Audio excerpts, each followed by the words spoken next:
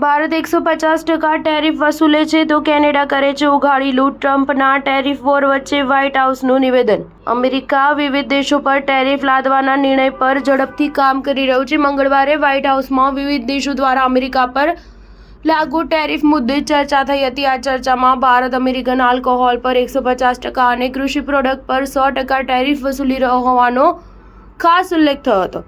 White હાઉસના press secretary Caroline લેવિટે જણાવ્યું હતું કે અમેરિકાના રાષ્ટ્રપ્રમુખ ટ્રમ્પ વેપાર નીતિઓમાં સંતુલન અને પારદર્શિતા જળવાઈ રહે તે હેતુ સાથે રેસિપ્રોકલ ટેરિફને સમર્થન આપી રહ્યા છે. કેનેડા દાયકાઓથી અમેરિકા પર ટેરિફ લાદી અમેરિકન્સની મહેનત પર પાણી ફેરવે છે. બીજી બાજુ ભારત પણ અમેરિકાના આલ્કોહોલ પર 150% ટેરિફ વસૂલે છે. અમેરિકાએ અગાઉ કેનેડામાંથી આયાત થતી સ્ટીલ અને એલ્યુમિનિયમ પર 25% ટેરિફ લાદવા નિર્ણય લીધો હતો. તેમ છતાં કેનેડાએ ઝૂકવાનો ઇનકાર કર્યો હતો.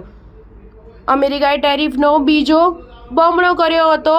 આ ટેરિફ આજથી લાગુ થવાનો હતો, પરંતુ અચાનક ટ્રમ્પ સરકારે કામચલાઉ ધોરણે ટેરિફ હાલ લાગુ ન કરવાની જાહેરાત કરી હતી. લેવિટે આ સંદર્ભે આગળ જણાવ્યું હતું કે અમેરિકા પાસે એક એવા રાષ્ટ્રપ્રમુખ છે જે અમેરિકાના બિઝનેસમેન અને કામદારોના હિત માટે ચિંતિત છે.